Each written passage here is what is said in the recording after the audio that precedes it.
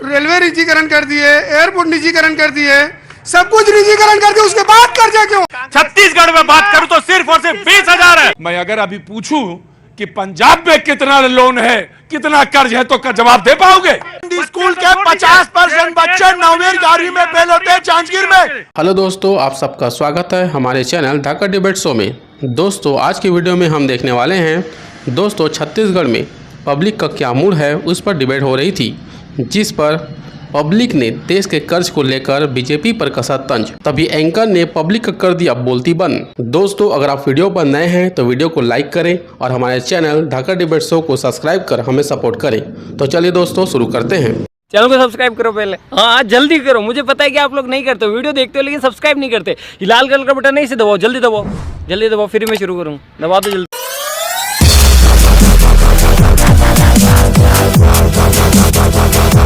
Fact figure एक question, फिर चले जाओगे घर पक्का? और मैं चाहे जितना रोकूं तुम रुकोगे नहीं। हाँ जी, ड्यूटी का टाइम है। बोलो कौन सी ड्यूटी करते हैं आप? हम गाड़ी चलाते हैं रोज। ड्राइवर हैं जी। अंदर आ जाइए, डरने की बात नहीं है, डराने की बात है। मैं बहुत बहुत शुभकामनाएं। और कोई आदमी ड्यूटी पे जा रहा हो और फिर भी वो सवाल पूछना चाहता हो तो ये बहुत ईमानदारी की बात है। क्या नाम है भाई तुम्हारा? राजू मार्कंडे। राजू मार्कंडे, बोलो भाई राजू। मेरा एक क्वेश्चन है, जैसे साहब ने कहा 85 लाख करोड़ रुपए का जो अभी कर्जा हुआ है भारत देश में, जब हम रेलवे निजीकरण कर दिए, एयरपोर्ट निजीकरण कर दिए, सब कुछ निजीकरण करके उसके बाद कर्जा क्यों? पूछता है भारत, पूछता है राजू मार्कंडे, क्यों इतना कर्जा, क्यों इतना कर्जा, कहाँ बांट रही है? ये पूछते हैं। मैं हाँ, अच्छा और रह गया राजू। प्लस क्या ये माना जाए कि माल्या जो जितने भारत देश से भाग रहे हैं वो ये पैसा लेके भाग रहे हैं, ये मान सकते हैं? आप मीडिया है, पब्लिक जानना चाहती है, आप उनका क्वेश्चन का आंसर आप दीजिए। मैं तो कहूं मीडिया को पूछोगे तो मीडिया आजकल बड़ी बड़ी गड़बड़ मामला है, बोली है ना, हमको बताना पड़ेगा। गोदी मीडिया है, बहुत है। ये तो बात सही है तुम्हारी मार्कंडे भाई। हाँ नहीं, तुम्हें मैं पता चल गया, मुझे बिरयानी का एक ही चावल काफी होता है। मैं निकाल के बता देता हूं देख से कि कौन आदमी कहां बोल रहा है। राजू मार्कंडे, मैं अगर अभी पूछूं कि पंजाब में कितना लोन है, कितना कर्ज है, तो जवाब दे पाओगे? अरे आप तो सब बताएंगे, मुझे सब मालूम है। हाँ, मुझे रुके, आराम से आराम से आराम से आराम से आराम से। लेकिन उन्होंने बोला, राजू मार्कंडे रस्सी के पीछे बहुत अच्छी बात है। आपको सवाल पूछने का पूरा हक है और सवाल पूछिए। पैनल में एक आदमी और रह गए, मैं उनसे करने के बाद द डिबेट इज, तो कौन देगा जवाब बताओ जी? देखिए, मैं पंजाब का सूरत हाल थोड़ा बताना चाहूंगा। ये बात कर रहे हैं, बहुत ही कृषि प्रधान प्रदेश है ना पंजाब। वहां पे एक किसान परिवार के ऊपर 2,33,000 का कर्ज आज की तारीख में है। छत्तीसगढ़ में बात करूं तो सिर्फ और सिर्फ 20,000 है। तो ये हालत क्या है किसान की, होता है? हमारी सरकार ने समर्थन मूल्य 2640 दिया। हमारी सरकार ने यहाँ पे जितना बोला 20 क्विंटल प्रति एकड़ के दर से हम धान भी खरीदेंगे। हमने जो किया वो बीजेपी ने 15 साल में नहीं किया। मैं थोड़ा सा और आपको बताना चाहूंगा, बीजेपी ने 15 साल में किया गया। स्कूलों को बंद किया, 3,000 स्कूल बंद किए, 300 स्कूल बस्तर बंद किए। हमने आत्मानंद स्कूल खोला। इन्होंने महिलाओं के प्रति अपराध में दूसरे नंबर पर छत्तीसगढ़ था, हमने 15 नंबर पर आज अपराध में छत्तीसगढ़ है। साथ महिलाओं को हमने कर्जा माफ किया, इन्होंने उनके लिए नहीं किया। किसानों ने सर, इनके आत्मानंद स्कूल गीदम में कन्या स्कूल है आत्मानंद, उसमें मात्र 2 टीचर हैं और बच्चियां नेशनल हाईवे जाम करती हैं। ऑन रिकॉर्ड बोल रहा हूँ, दिल्ली में स्कूलों में टीचर का चेयर ये तक नहीं। आत्मानंद स्कूल के 50% बच्चे 9वीं 11वीं में फेल होते हैं जांजगीर में। दिल्ली का जब आम आदमी पार्टी और कांग्रेस मोहब्बत में पेंगे मार रहे थे, मोहब्बत में, तो बीजेपी वाले मुस्कुरा रहे थे। मैंने देखा, पकड़ तो लिया मैंने कि वो क्यों मुस्कुरा रहे हैं। INDIA वाले आपस में जब मोहब्बत की बातें कर रहे थे तो वो मुस्कुरा रहे थे। भाई मुकेश जी, आप मुस्कुरा क्यों रहे हैं जब वो दोनों वो सवाल ईमानदारी से पूछ रहे हैं, वो ईमानदारी से सवाल जवाब दे रहे हैं? उन्होंने कहा कि पंजाब में कितना लोन है, कांग्रेस वाले ने जवाब दिया, आप मुस्कुरा क्यों रहे हैं? देखिए, कहीं ना कहीं ये दोनों भाई 4 महीने बाद एक दूसरे के कंधे में हाथ डाल के एक झंडा के नीचे खड़े दिखेंगे, इंडिया गठबंधन की बात करेंगे, उस टाइम में इनके प्रश्न भी खत्म, जवाब भी खत्म।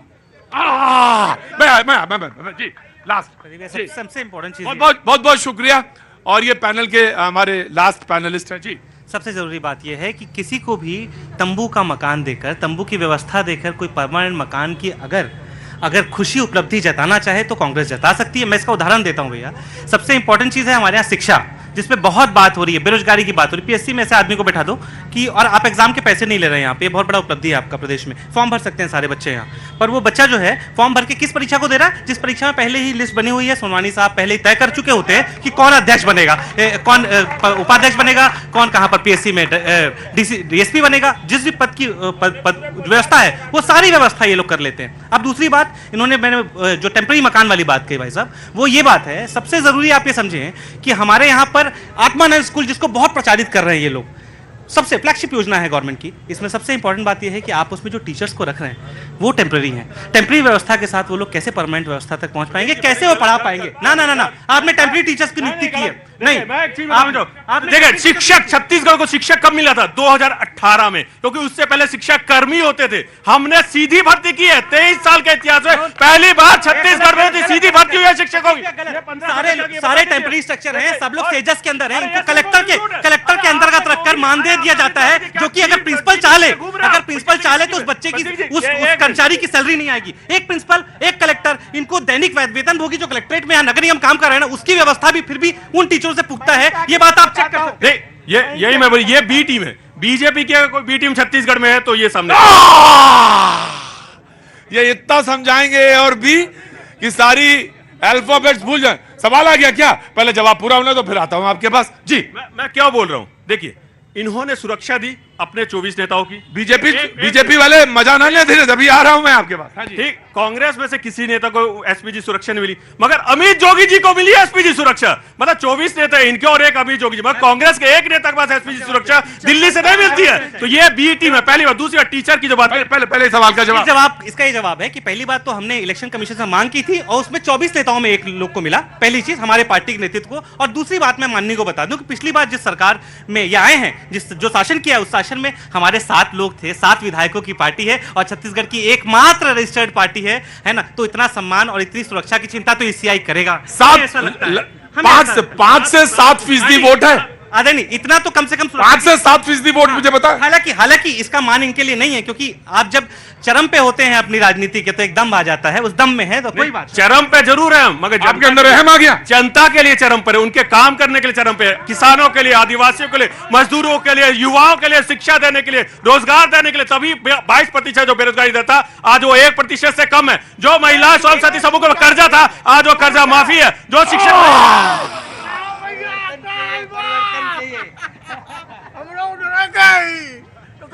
दौलत के चलाओ भैया अंदर पहले तू खाओ, अब आओ अंदर। हम देखा आज की हर प्रोग्राम होने वाला बा। हम काम धंधा छोड़ के सब चला हुआ 3 जगह राउंड मारा। हमके आज भैया आए वाला है ना, छोड़ा अपने भैया से मिलेंगे जब चाले के चाहे काम साले का कहाँ के रहने वाले? रुकिए, तुम जाओ गाड़ी चला के आओ। अबे जाओ तुम, आराम से जाओ गाड़ी चलाओ। पूछा हमने कैसे खड़ा गला लगा लो, बहुत बड़ा पहले जा रहा हूँ।